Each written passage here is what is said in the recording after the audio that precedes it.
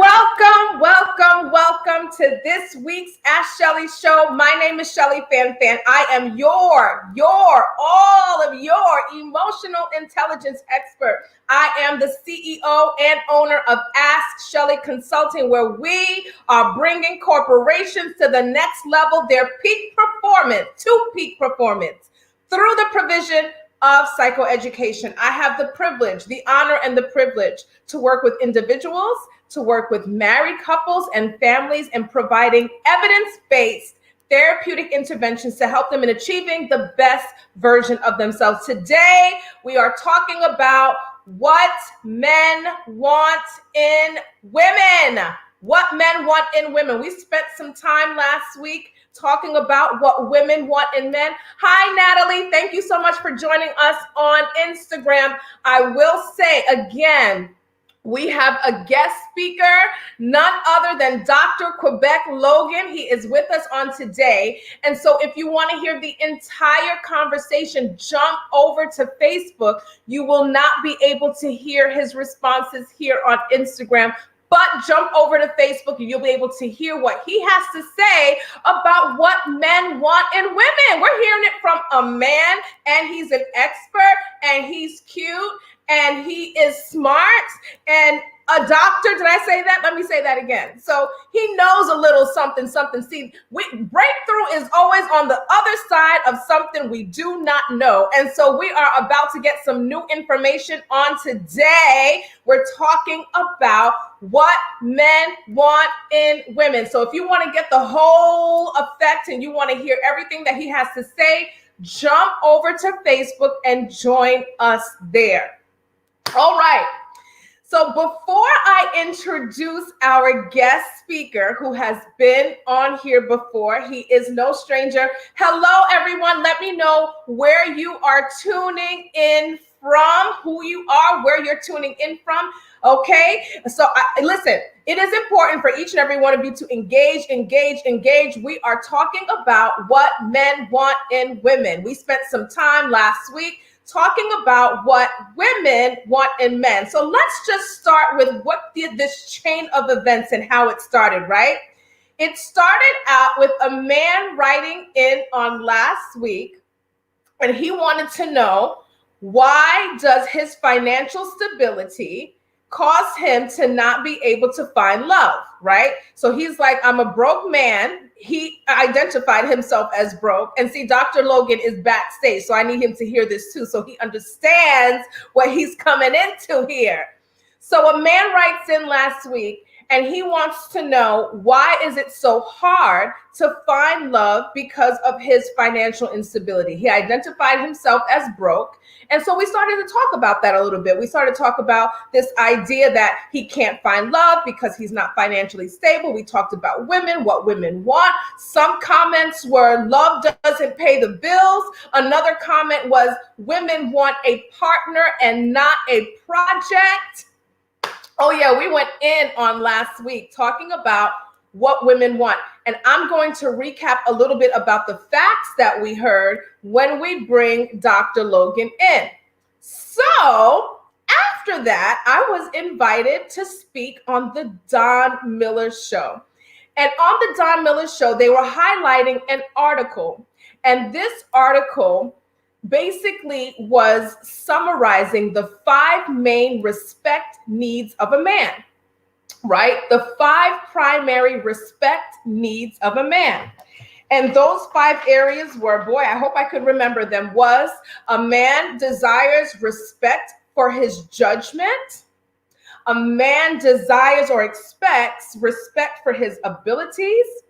He expects women or a man expects women to respect him in the way that she communicates. A man expects to be respected in public. And a man expects women to respect him in what she assumes. And so during this conversation, I made some comments about submission. I made some comments about meeting people at their place of need and not necessarily placing a condition on your love, not placing a condition on respect. What does that mean? Hi, I am Rut239. We have a guest speaker on today. You will not hear his feedback here on Instagram, but you can hear his feedback over on Facebook. So if you desire to hear what Dr. Quebec Logan has to say about what men want in women, jump over and catch us on Ask Shelly on Facebook. Okay. So I talked about, sometimes we just don't understand the people that we love. And so if it was a prerequisite, if our respect had to depend on understanding every need of our loved one, then you're placing a condition on the care that you're providing to your loved one. Why do I say that? Because care is the process by which one person meets the emotional, spiritual, and physical needs of another and prioritizes those needs over and above her or his own. And the other partner does the same. So it's amazing when you have two people who are prioritizing the needs of the other, right? It's an amazing flow. And that's the goal that we all want to get to.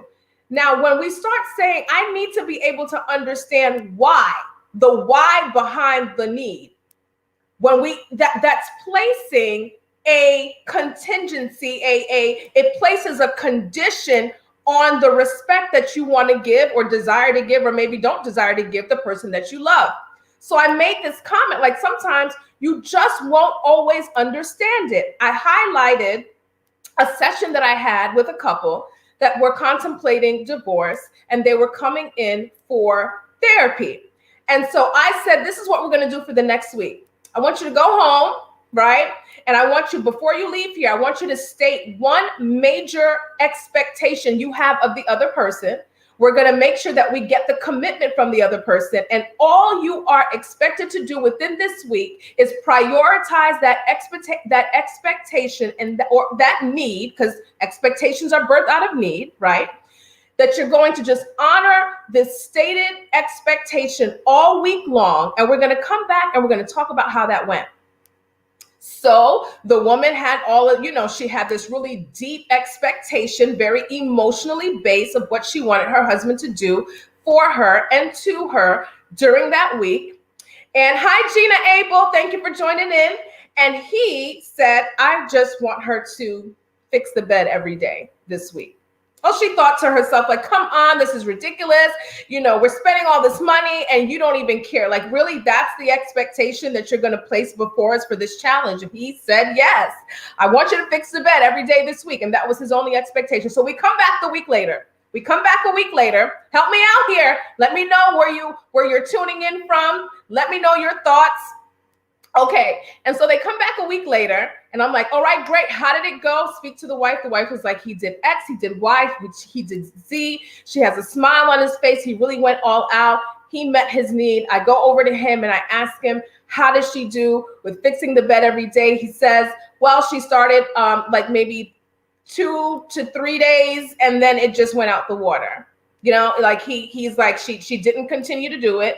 And she's like, well, the reason why I didn't do it is because I don't get it. It's so stupid. It has nothing to do with our issues. He really didn't want that from me. And it's like, wait.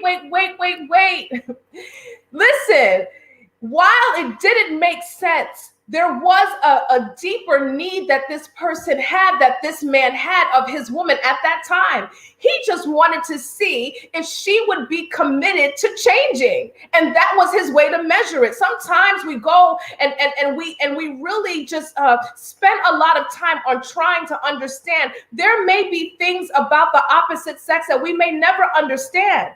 And so when we start to place a condition on our respect for the person that we love, we really enter into some dangerous waters. And so this was my position on this radio show.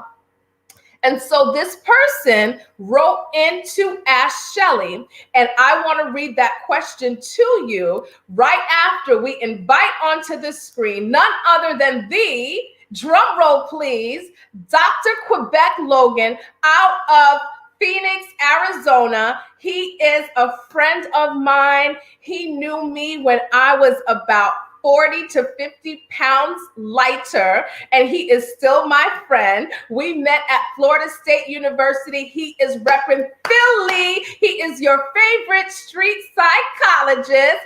Put your hands together for our man guest who's going to give us a male perspective, a professional perspective. Ladies and gentlemen, Dr. Quebec Logan. Woo-hoo! Hi, Dr. Quebec. Hey, what's happening, Shelly? I'm well. How are you? I'm well. Thank you so much. When I got that question forwarded to me by my assistant, I was like, I am going to need a man on this segment. And you said yes, and you are here. Thank you. Absolutely. Thank you so much for having me. It's my So pleasure. you have like a major demand because women want to know what men want in women. But before we go there, I need to share this question so you guys can hear what prompted this invitation. And it says, Dear Ash Shelley, I heard you on the radio on last Friday and was taken back by your feedback, specifically as it relates to women having to respect the judgment of a man when most of the time the women are much smarter than them. Does love require me honoring the poor judgment of a man that I am smarter than? Let's just be honest here. Most of the time, the woman is right. I don't get it. This is what a man wants. Is this really what our men want? All right. So, having said that, when I was on the show, I don't know if it's the same person that made a similar comment, but the person on the show was just saying how women are more accomplished, we're credentialed, we're getting college degrees, and to think that we should submit to the judgment of a man without necessarily, especially specifically as it relates to decision making, this person's perspective is that women are generally smarter. Why do we have to respect the judgment of a man when we know better? So, let us hear your thoughts initially when you read the article, a lot about what we said today, and I'll kind of zone it in on some more questions as our guests write in. So what are your thoughts? Okay. Wow. That's a very interesting question. Let me see, I have to adjust myself here. Yes. But the first thought that comes to mind is this. I won't get into who's more accomplished or smarter with regard to men and women, right? So, I mean, that's something we could debate all day and all night, and everybody going to have an opinion about that, but there's no definitive answer to a question like that. But my thought was we move and behave and do things and respect others' judgment, not based on how smart they are or are not, but more so based on our relationship with them. For instance, most of us would argue that we're probably smarter than our children, right? No one's gonna say my kid is smarter than me. Most of us will argue we're probably smarter than our kids. But does that mean we negate their judgment about certain things because we believe that we're more intelligent than them? Judgment isn't necessarily about whether or not you're smarter than me. It's about a choice and letting somebody or affording them the opportunity to make that choice, right or wrong. Doesn't matter if the choice is right or wrong. It's their judgment, and whether or not you want to respect their judgment is the question.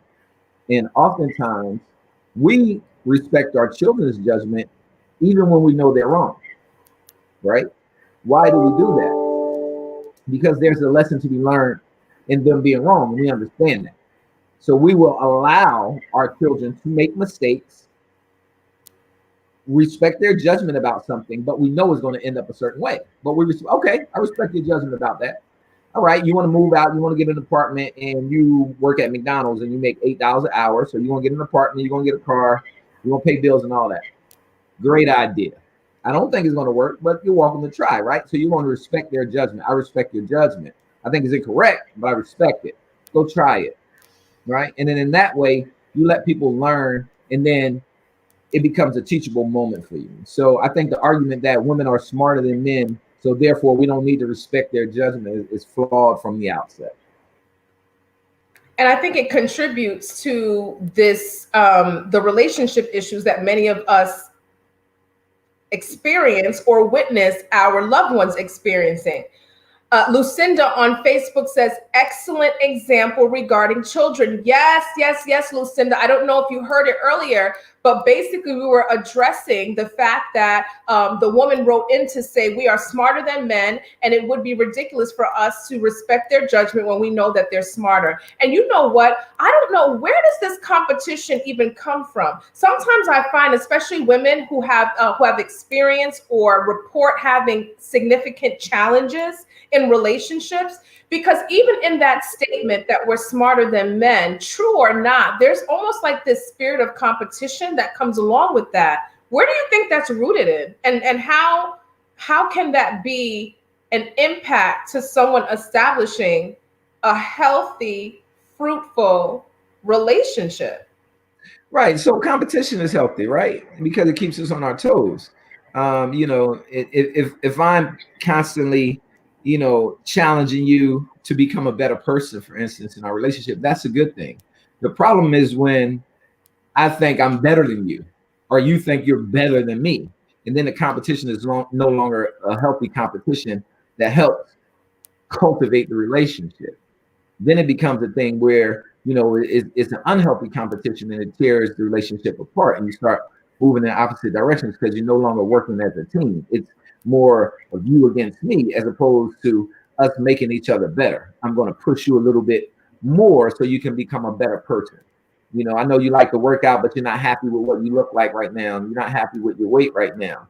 So I'm not going to slam you, about that. But and oh, I'm better, and come flex in front of you every day and tell you I go to the gym 5 times a week, and I do double ups on Saturday and Sundays, and make you feel bad about that, and be competitive in that way. Like, yeah, I'm just gonna beat you in being fit, but I am gonna be competitive and say, come on, baby, I'm going to the gym, let's get it, something like that, and give you healthy encouragement and nudge you along and be competitive in that way, where it's motivating. But I think there is a threshold at which, that competition doesn't become motivating, becomes stifling, and even serves to tear a relationship apart. But competition in and of itself isn't a bad thing, and it's healthy, and it can help a relationship grow. It can oftentimes help us to reach the new heights that we might ourselves might not reach if we hadn't had our significant other or somebody else kind of nudge us along, or give us that encouragement, or do better themselves to help make us want to do better, because we see them doing so much better in a positive way. So I don't think it's a bad thing. It's a good thing to have that healthy competition to help the relationship grow and help your partner grow. And the key word there is, you're saying healthy competition, competition that stimulates motivation, competition that stimulates growth, but not competition that tears each other down. And I think when we start talking about who is the smarter sex or the stronger sex, I think we lose sight of the fact that women were specifically created because God saw the need for us to be helpmates to one another. And so exactly what you're talking about is that, babe, let's go, let's get this. I'm 10 pounds down. Where are you at? You're going to owe me $100 at the end of the month. We can do that, right? To grow. And really that just builds on intimacy right there. But that question just sounded to me like it was competition, and not the most positive way, about why should we be expected as women, as smart as we are, to default to the judgment of men that are not as smart as us. I definitely did not necessarily agree. There was like a really weird feeling with that. I want to go to some of the comments here. So we have Deshaun King, and he says, when we were specifically talking about where does that competition comes from, he says antisocial programming. Then he says targeted antisocial programming. Oh, I love that. Deshaun King, give us more of that. I'd love to hear more of what your perspective is on that. Jackie Ganthier says respect is twofold. For some I'll need to say one is better or always right negates the potential from the onset. In that case, you immediately kill the true dynamic of respect. Okay, she had a correction here. For someone to say, so let me go back. Respect is twofold. For someone to say one is better or always right negates the potential from the onset. In that case, you immediately kill the true dynamic of respect. Right. And Deshaun King also says, just think about the jingle, strong Black woman. Lucinda says, with that mindset, where is the biblical mandate of submitting? Also, we are a team. I don't compete against my husband. I understand that we have different strengths and challenges, so we complement each other. And she highlights healthy competition. Thank you so much. That's so awesome. And Deshaun King says competitive against external forces. Thank you guys so much. Continue to comment. All right. So when you hear this question, and I'm sure you're going to say it is too broad, but I want you to share, give us ladies some nuggets. What do men generally want in their women? You know, that's like a crazy broad. Wait. Guess what, Quebec? You know what? It's not going to be fair. Let me just bring you in on this real quick. Yeah, bring me in. We highlighted there was an article on Psychology Today that answered this question in terms of women. What do women most want in men? And they broke it down in 3 categories that they call the 3 Gs. The first one, not in any order of importance, but the first one was a woman wants a man with good genes. That means physical attraction, intelligence, funny, friendly, those types of things. Genetics, things that are tied to genetic, good genes. Because I think when we hear it, we automatically think good looks, but it's so much more than good looks because your character traits are tied to genetics too. That's why you can't stand your mom or dad because you see yourself in them. That's a whole nother story. But yeah, so the first G was good genes. The second was a good provider. That women look to men even when they are thriving themselves. Because I think when we start talking about provider, we automatically assume that a woman is looking for a man to take care of them. But this story, this article was based on high achieving women that were doing it themselves. They had their money, they had their assets, they had their real estate, retirement plan banging, and investment and still were looking for men that had some type of financial stability. They were good providers. That was the second G. The third G was a man that had the characteristics of a good father. So that is caring, protective, honest, value staying home more than being out, those types of things, protector, right? And so one of the things that we talked about last week was the fact that women are looking for men that, okay, so at the end of the article, let me go back, I'm jumping all over the place. At the end of the article, they take those 3 Gs and they find that in the sample population that they followed over, I think it was like, I don't know however long it was, that they prioritized those 3 Gs and came up with one that ranked higher than the other 3 Gs.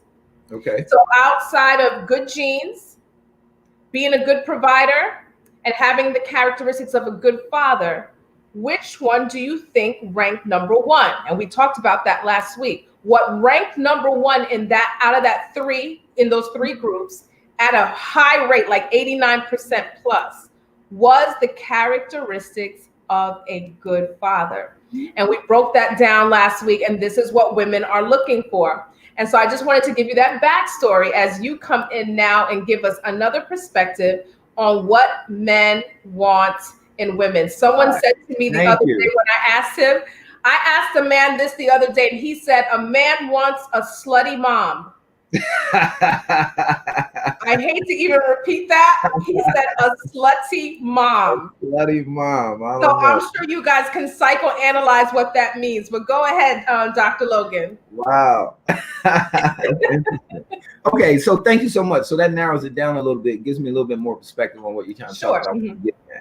So I would agree. So I think that the things that you identified in terms of what the article said the women are looking for in terms of genes, being a good provider, being a good father, having those characteristics, are all things that women are looking for. I will break it down even further with regard to men and women. I would say all of those things, the genes, the provider, and the characteristics of a good father, you can put all those in one, under one label, and that's survivability, right? Women want to be able to survive, right? Period. All right.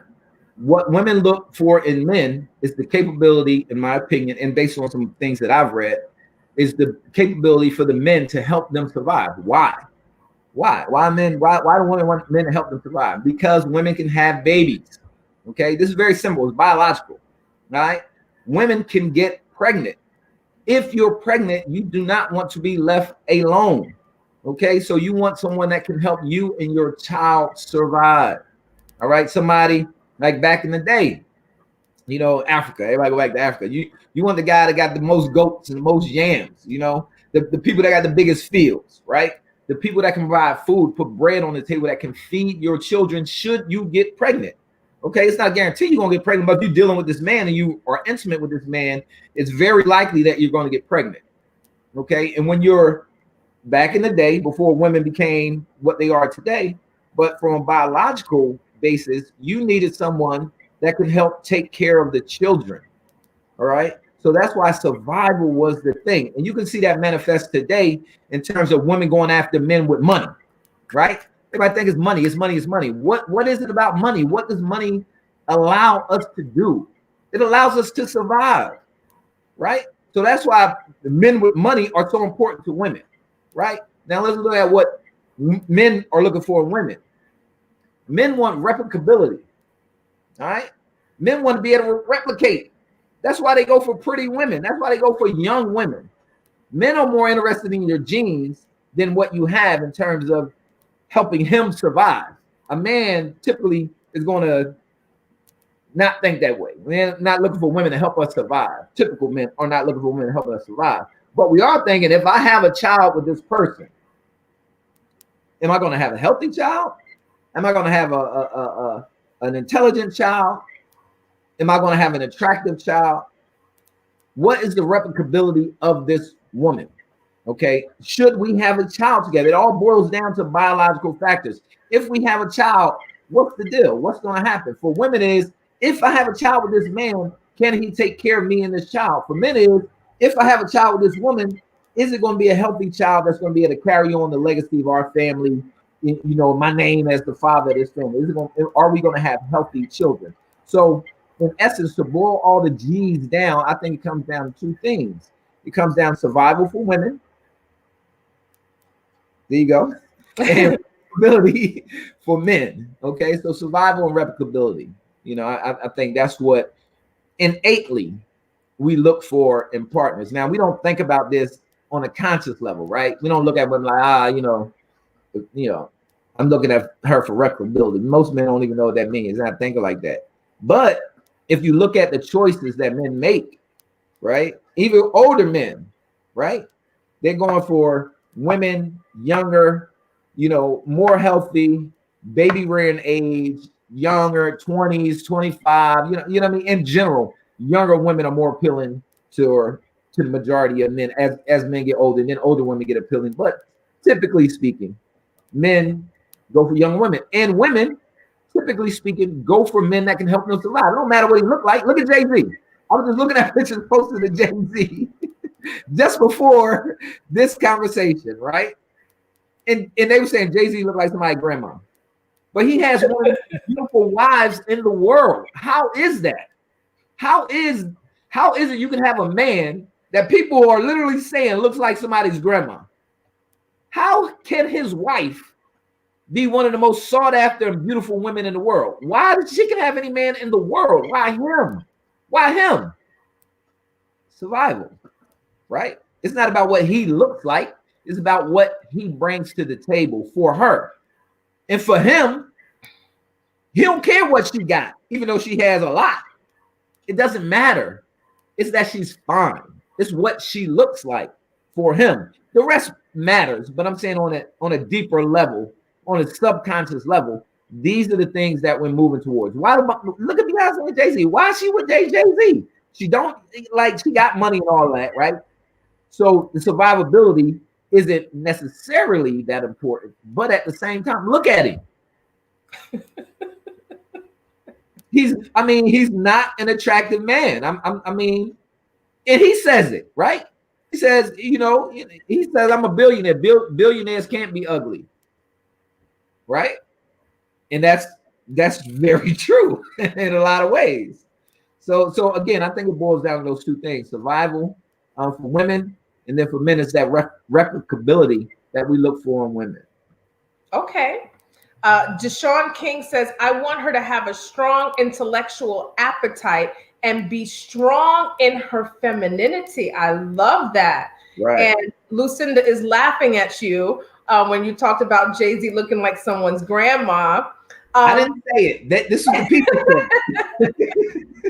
Jackie says, I find that men these days have a problem communicating their wants and get frustrated when their needs are not met. What can a strong-minded woman do or say to get him to share that? Woo!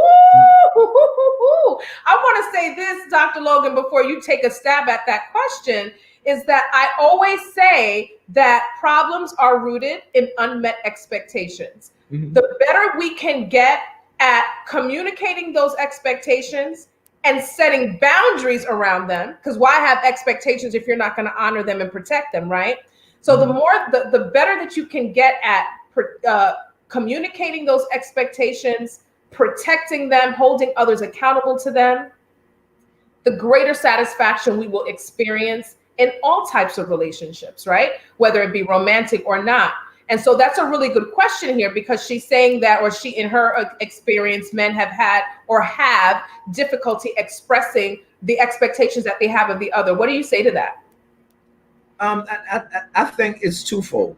One, I think communicating is just the first step, right? Because I typically don't think communication is the issue. I think we talk all the time. Like, you ask most couples, and how often they talk. They might say they argue, but they'll say we do it all the time, right?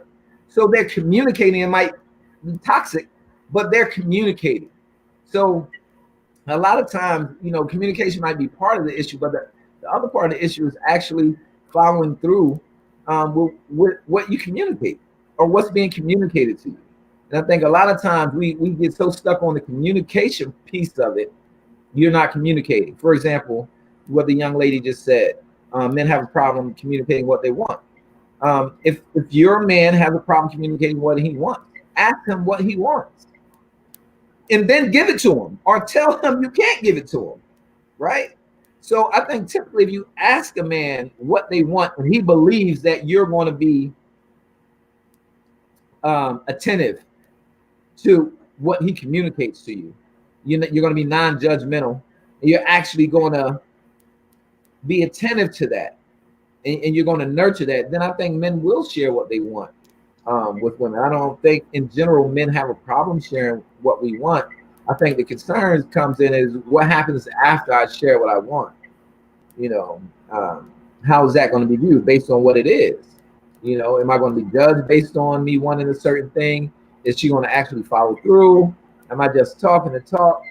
Or what the situation might be. So ask your man for what he wants in a sincere way, and be honest about whether or not, one, that you can give it to him or not, and that two, you're willing to do it or not. Because false expectations and false promises, you just create bigger problems down the line, and it likely will limit the likelihood that a man will communicate his needs to you again. If you say you're going to do something, you don't do it. I love that. One of the things that I have found, Dr. Logan and Jackie, since you wrote that in, is that men get to a point where they feel like and just in my experience, in the couples that I have counseled, I often find that men stop communicating when they feel like, what's the point?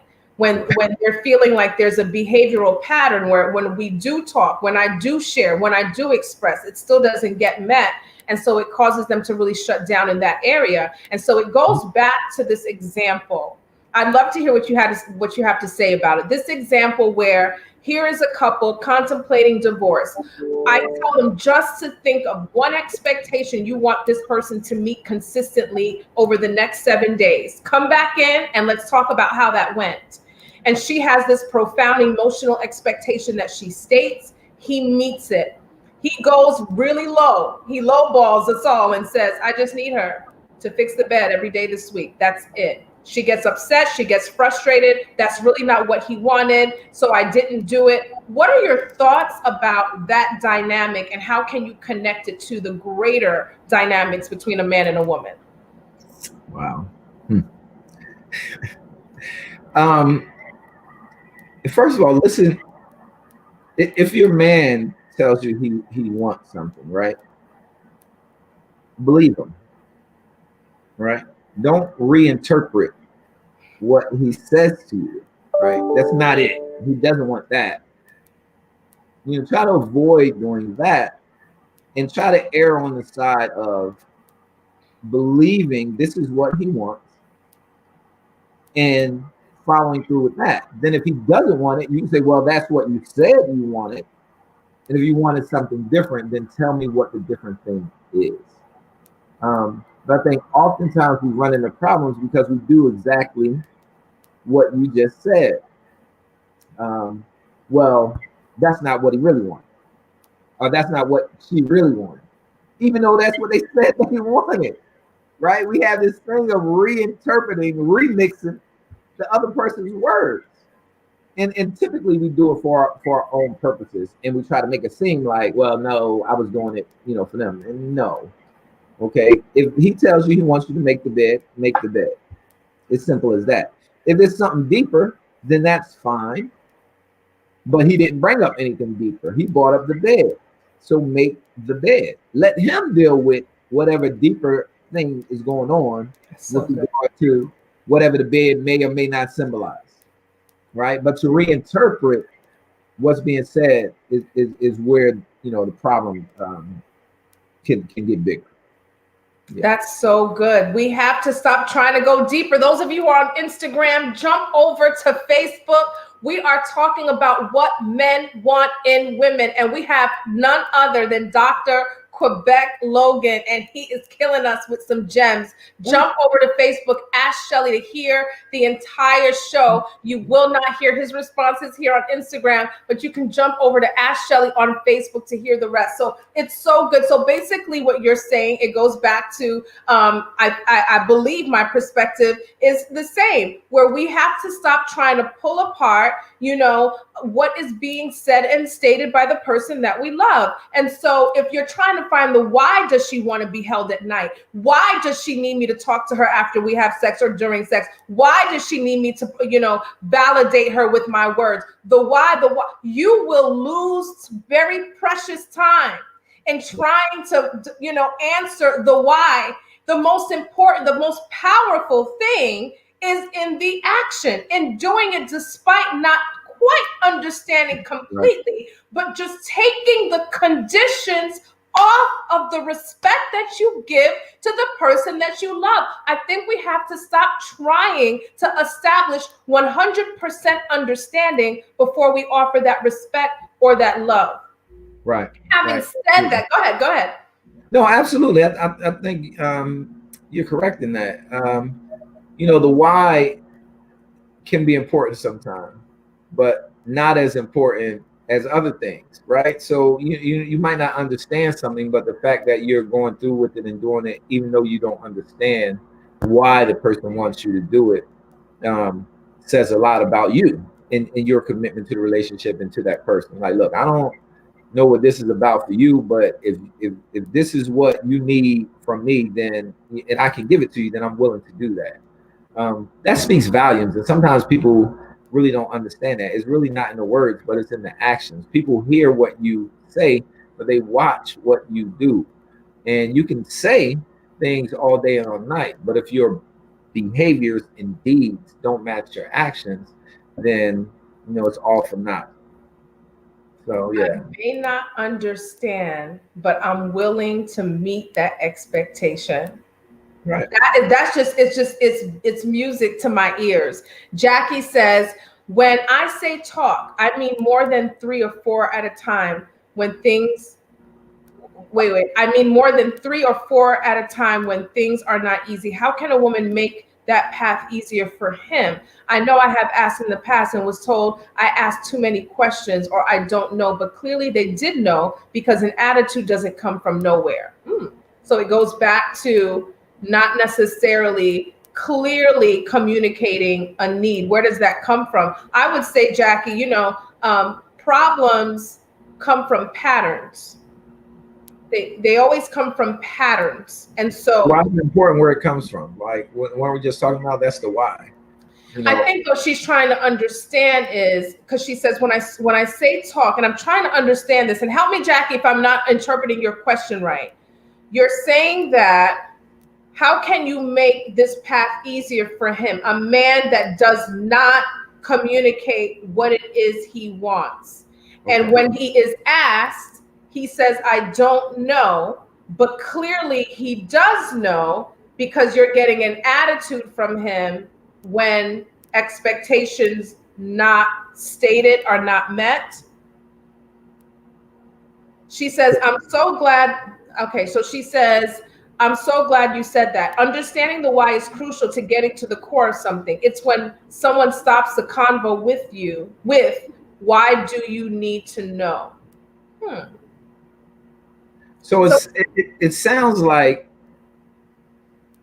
she's saying her significant other gets upset when she doesn't meet some unspoken expectation that he has. That's what it sounds like. And despite the fact that she asks him what his expectations are, he doesn't reveal them, but consequently holds her accountable for not meeting them. Right. So she doesn't need to hold herself accountable for that. And she needs to be able to tell him, listen, I'm asking you what the expectations are that you have so I can work on meeting them. If you cannot tell me what those things are, then there's no way that I can meet your expectations, then that's unrealistic. Okay. And if you have unrealistic expectations, then the relationship is not going to work. Period. So she has to be able to not take that. Right. And when I say take that responsibility that she done met an expectation that she was totally unaware of, that she didn't meet an expectation that she was totally unaware of. I can't shoulder that responsibility. I understand you're upset about that, but I can't shoulder that because I am not aware of what the expectation is, even though I've asked you, right? So let's be clear on what the expectations are. I've asked and he doesn't tell me, he says, I don't know. Okay. Give him different ways to express what he desires. Maybe he doesn't, maybe it's hard for him to have a conversation, just a straight up conversation with you about, okay, I want this or I want that, or I don't want this or I don't want that. Maybe it's difficult to have that face-to-face conversation. One of the things that some folks have done in the past, even myself, when it was hard to have that communication with my significant other, we just had a book, a communication log, really, for lack of better words.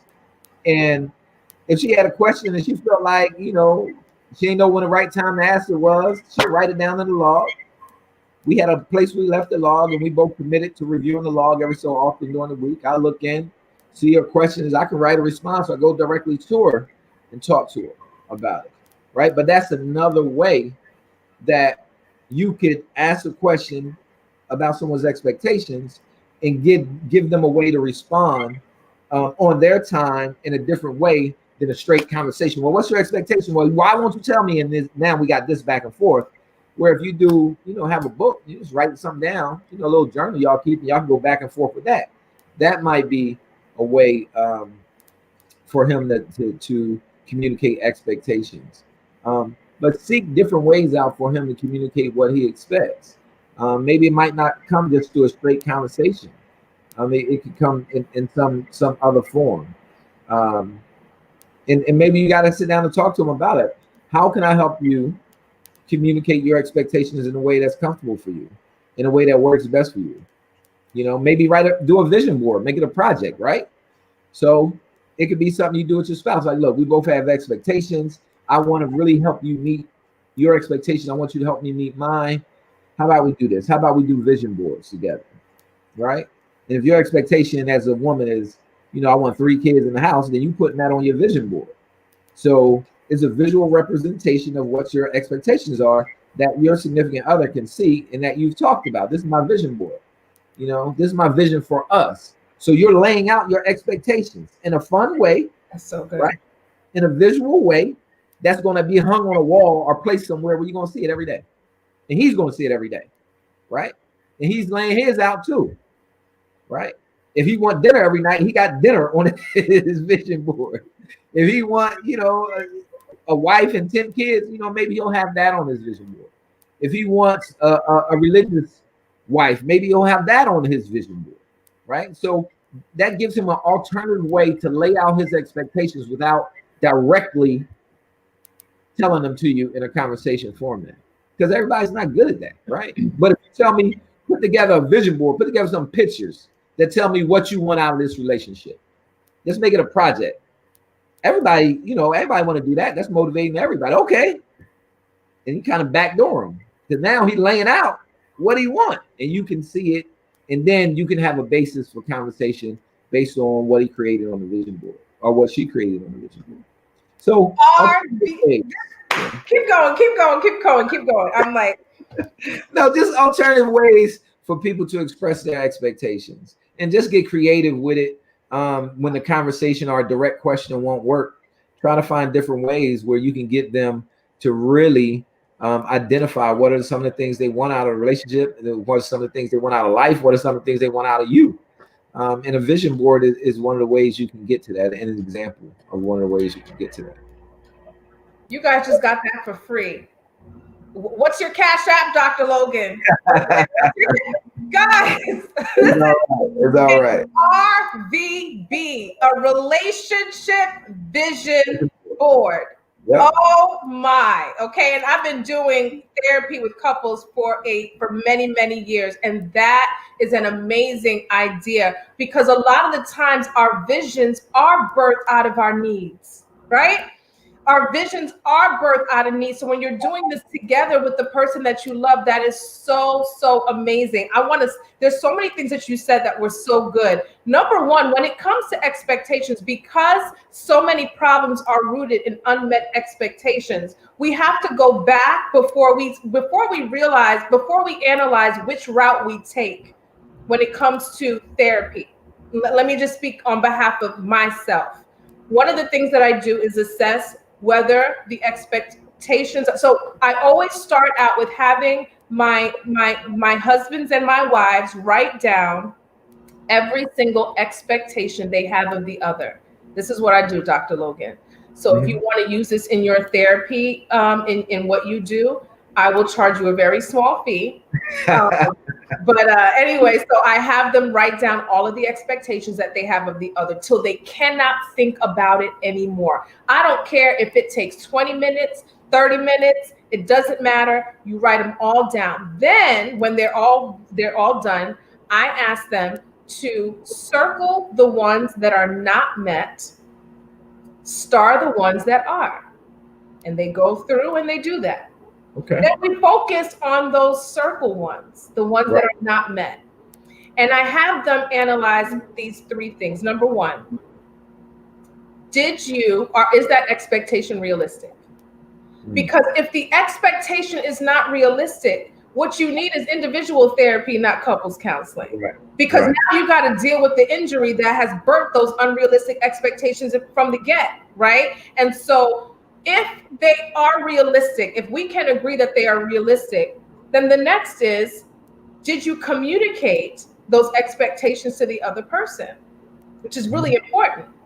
And because if you didn't communicate them, well, that's a given. We've been together for like 5 years, so it's a given that I would want him to be monogamous. No, did you communicate that? Right. And the next is, Did you wait to get a commitment from the other party to meet that expectation? Sometimes we will sit and talk about all the things that we want from the other person, but we won't even wait for them to say, I commit to meeting that expectation. And so when those three things are not met, we start there. We just Right. like start right there and trying to assure that you are effectively and communicating in a healthy way. The other person is saying I can or cannot. When they can meet it, okay, we'll hold you guys accountable weekly. And if they say I can't meet that expectation, then we deal with that, right? And so it goes back to Jackie, what you were saying. It's so important to make sure that we are assessing that, so you're not carrying the weight of something that really doesn't belong to you if he just doesn't, if he doesn't have the capacity to communicate, which I don't think that's what it is. It goes back to another thing that you said, Dr. Logan. We have to understand that everyone's communication style is different. Right. Communication is expressive and it's receptive. Some people may be great on the expressive side of communication, but horrible on the receptive, right. Or great on the reception side of communication, but horrible with expressing. And so we have to be clear about how our loved ones communicate and the best way that they communicate. And so if it's through writing, then do it that way. If they need time, to give them time. I mean, these are all things that are important. And also when it comes to having courageous conversations, we have to be able to assess how our loved ones manage conflict. There are people that are road runners and they find anything, they see any uncomfortable conversation as confrontation. Mm-hmm. And they will run from confrontation at all costs. They will shut down. They won't answer. You're telling me that you want me to know. Tell me. Just the fact that a person is asking, tell me what it is you want from me.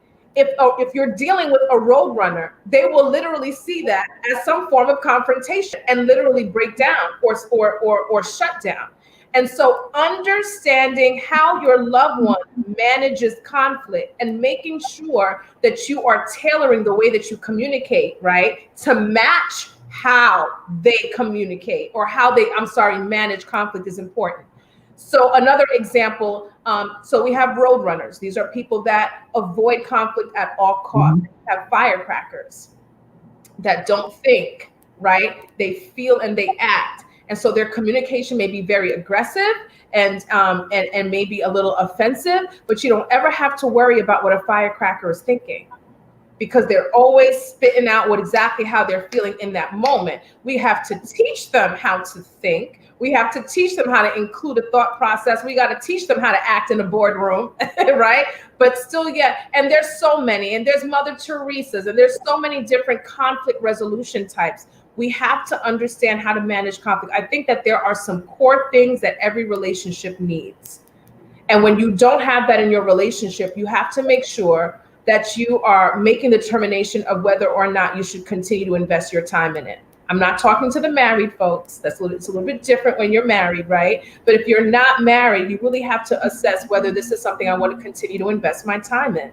And those things, just as you were talking, I was trying to just think of like some of the generalities, the general trust, communication, the ability to manage conflict is one of them, guys.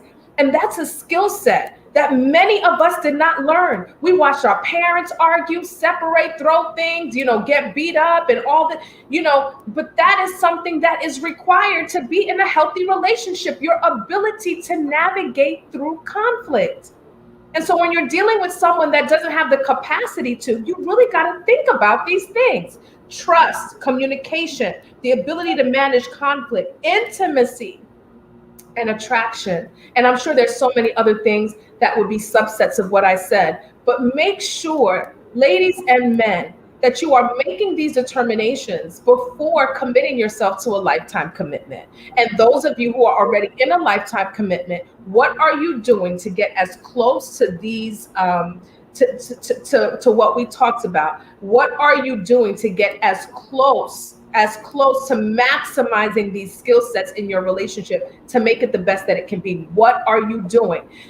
Seed produces after its own kind, people. You do not plant orange seeds and get cucumbers.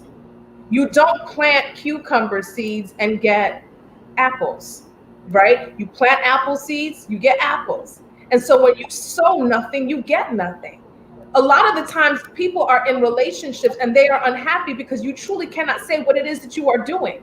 I had a conversation with a man the other day who said, I really just don't want to do counseling anymore. My wife and I, we've been separated for 4 years, and I have tried the whole 4 years to make this better, and I'm just simply tired. And so I asked, give me 3 things that you did in the past 4 years to try to make your situation different with your wife.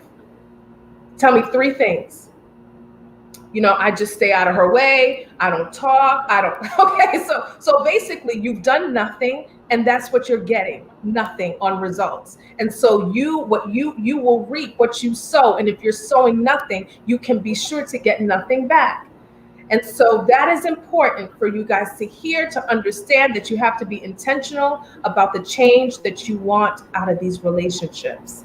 Now, I know, Dr. Logan, we are drawing to the end of our hour. You gave us this real biological, deep understanding of what men want in women. I want you to give a practical, just 5 things. A man wants a beautiful woman, a smart woman, a woman that submits, a woman that's funny. Just give me some practical characteristics Sure. you are hearing. Sure. A man wants an honest woman, right? A man wants a loyal woman. A man wants a kind woman.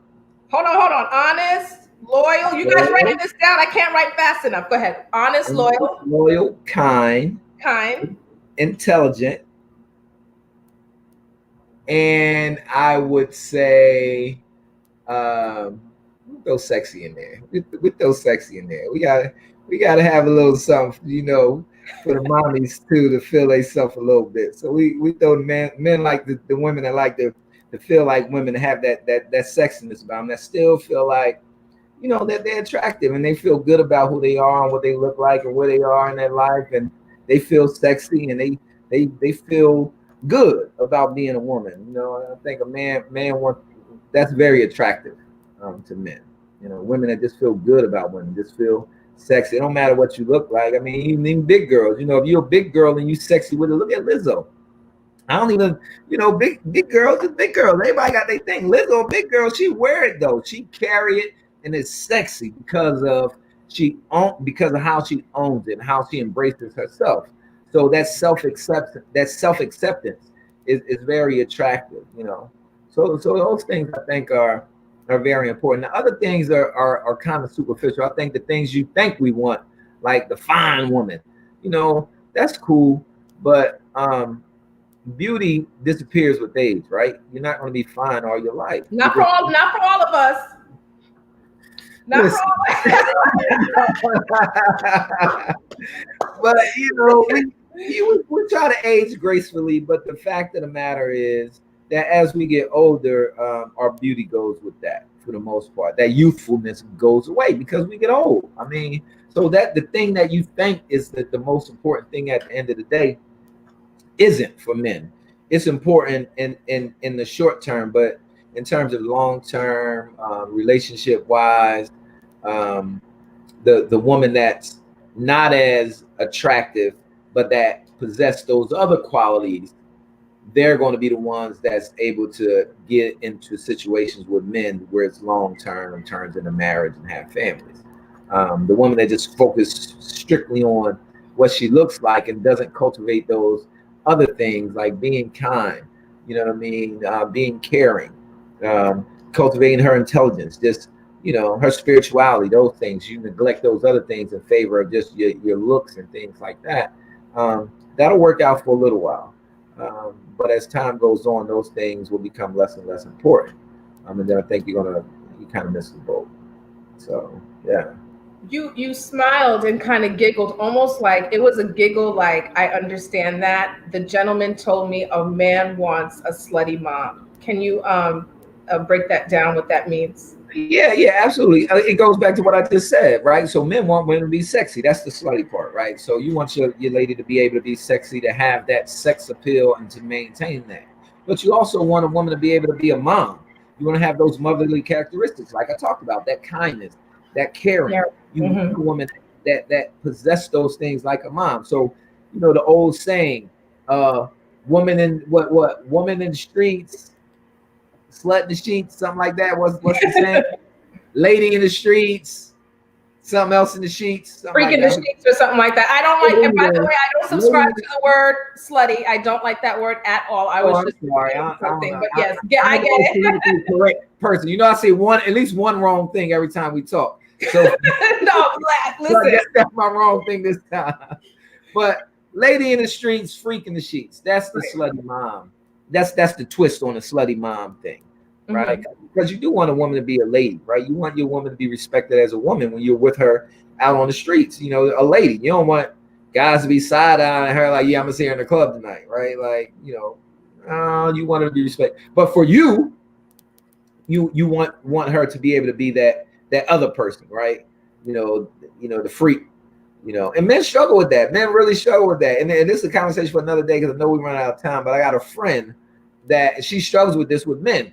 She dresses as when she's single, not even when she's single, but she dresses very, very provocatively, right? And she always, you know, and she wonders why men, when she gets into these relationships, men all of a sudden want to change how she dresses, right? Because it's not appealing now because you're my lady now. You're like, oh, you met me like this, and why are you going to try to change me now? Because you're my woman now. So I want you to present in a certain way, right? And that's a conversation for another day, but I brought it up because it kind of goes back to the slutty mom thing, right? You can be slutty for me, right? But you can be mom for everybody else, right? And I think that's what my friend is dealing with when she meets these guys out at the club and she got, you know, the low-cut shirts on and the tight pants and everything hanging out, and then when she gets into a relationship with these guys, and they're like, all right, well, I need you to tone it down a little bit, and she doesn't understand that, and that's, I think, is part of it. You know, you want them to be slutty for you, not for the world. You want to be a mom to the world.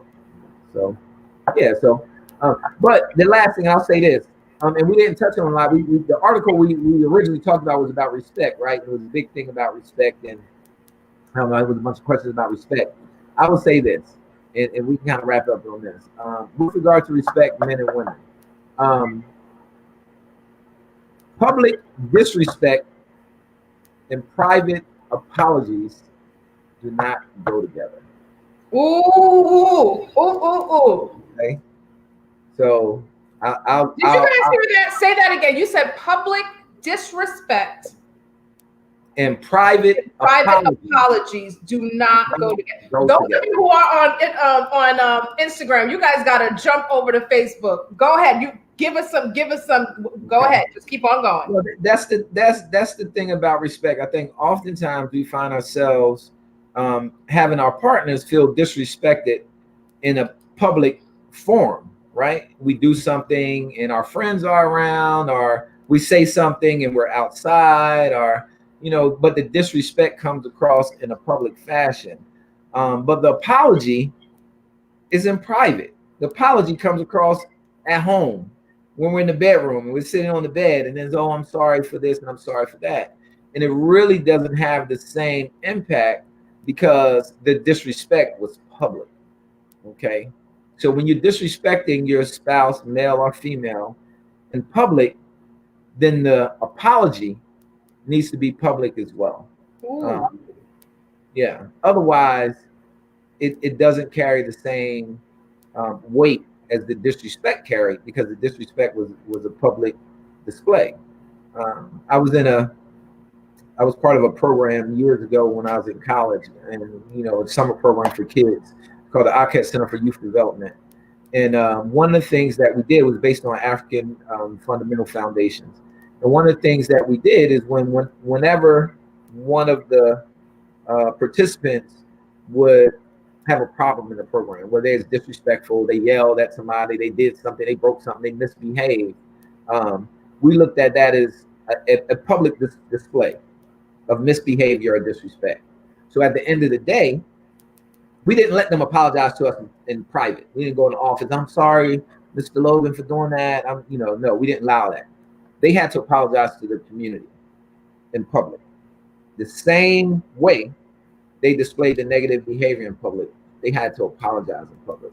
And what we found was that was more effective in transacting change, because now they were being held accountable, but not just one individual in private, but the whole entire community in public. So they were more thoughtful about the things that they did moving forward with regards to disrespect, because they knew they would have to apologize in public the same way they were disrespectful in public.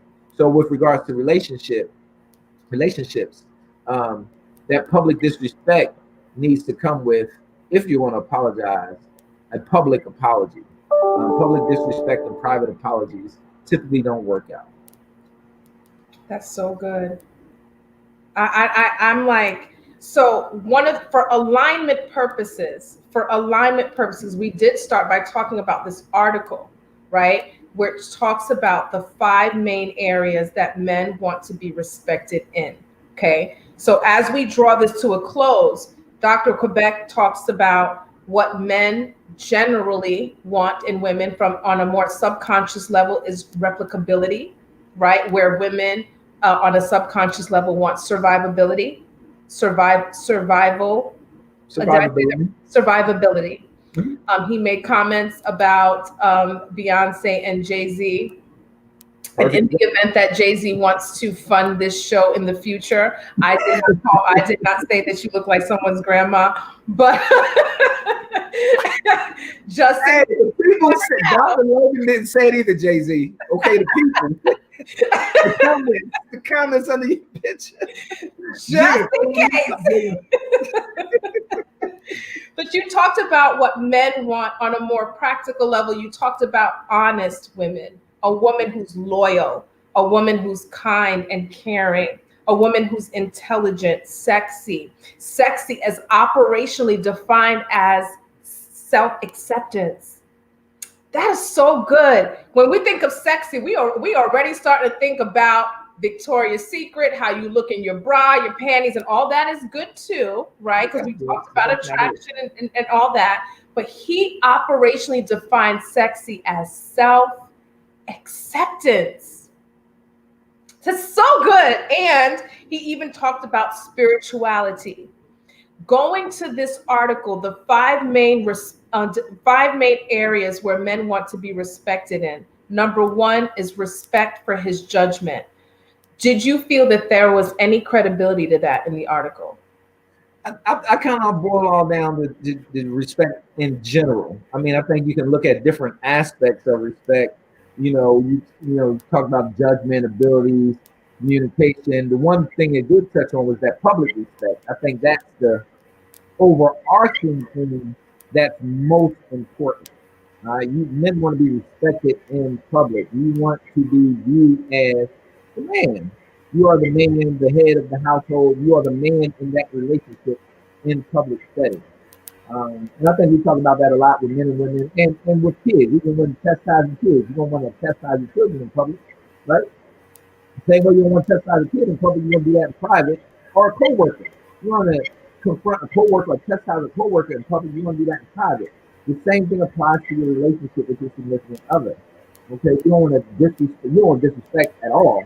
But if something's going to be construed as disrespectful, you want that to happen in a private setting and not somewhere that's public.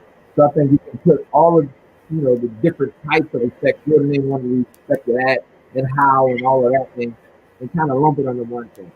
You know what I mean? Men want to be respected, period, particularly in public.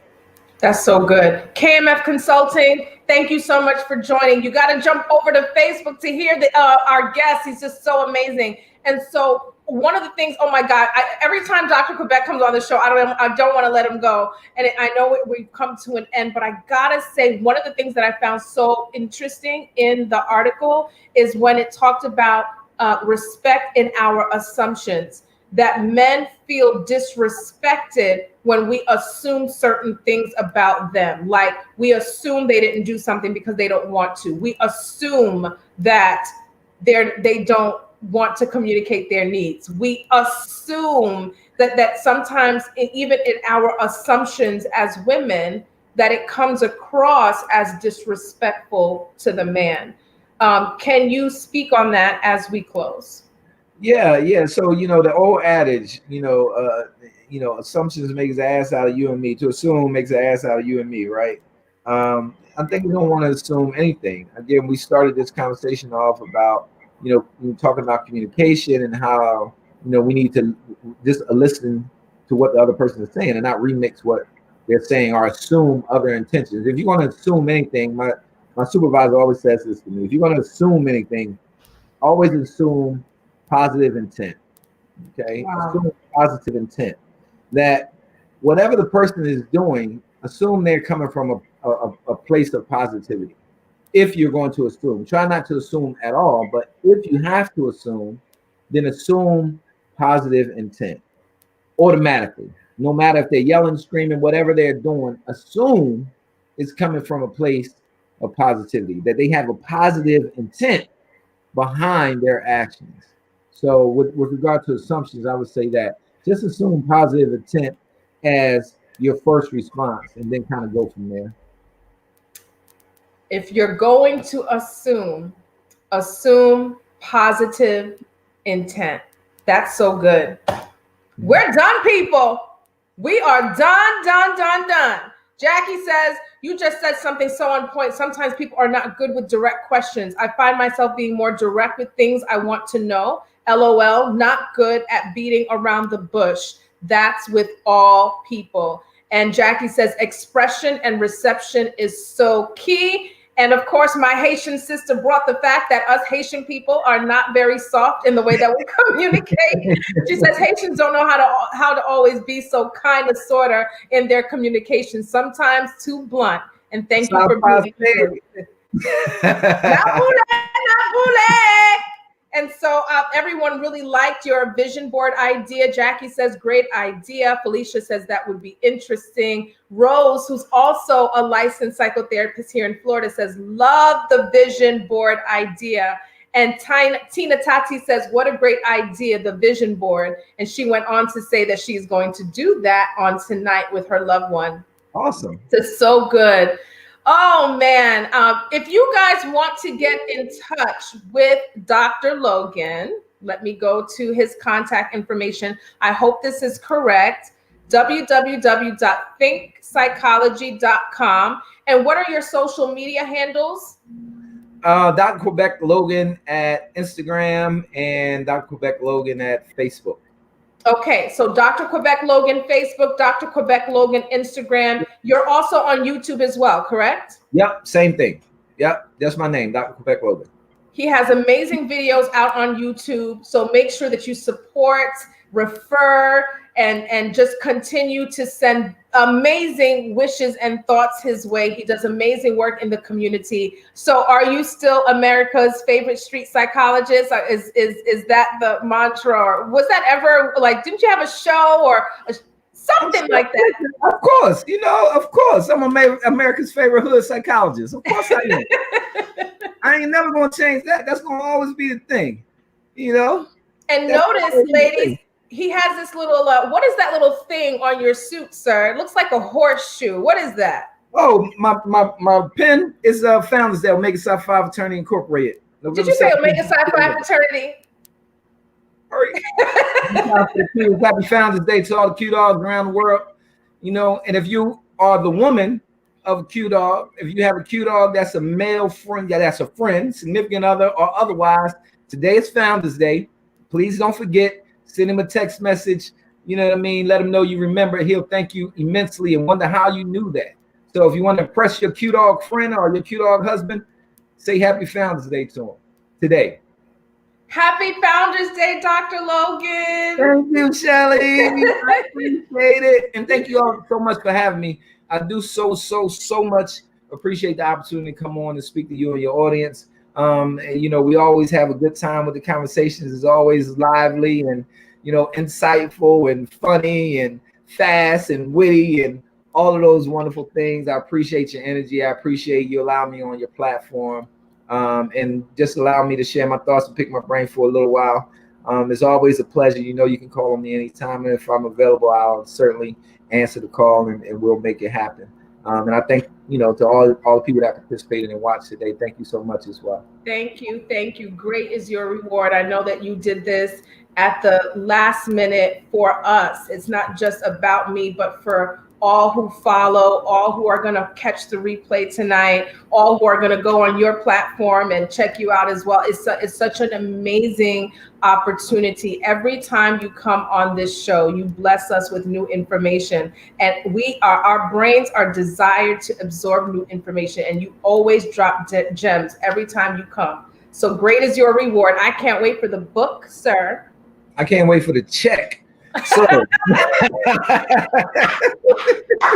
how much is that reward again? Woo, you're funny. All right. Thank you so much. Happy Founders Day. Guys, I am so elated. That was so good. Share, share, share. Go in. Click the share button right now. This was the real deal right here. This was the real deal. Listen, as we close, if you heard something that made you feel like, you know what, I really think I need a little bit more support, then make sure that you email info@ashshelley.com. You can also go to my website, www.ashshelley.com. You can also book me there, a consultation there. You can purchase my book there, Struggling to Keep the Vows book. You can also go to bit.ly/victorious marriages to purchase my book there as well. Do not forget to visit Dr. Logan at www.thinkpsychology.com. Follow him, YouTube, Facebook, Instagram, Dr. Quebec Logan. It's all about us supporting one another. You can also support by going to my YouTube channel and subscribing. Many, many videos there. So many different topics. You can catch other videos that Dr. Quebec and I have recorded on similar topics as well. And so every time you tune in, every share, every comment, all of your private messages and your public feedback, it's so powerful and it is humbling every time. Thank you so much for supporting the Ash Shelley Show. Cannot do it without you. I really appreciate your engagement. Until next time, don't forget to send us your most difficult questions. info@ashshelley.com. You can go to my website, www.ashshelley.com, and you can submit your most difficult questions there. It's confidential. We won't call you out. It's so important. Your question is someone else's breakthrough. Your question is someone else's breakthrough. So make sure that you ask the questions. Thank you again for continuing to engage. See you next Tuesday, same time, 12 o'clock Eastern Standard Time. Blessings.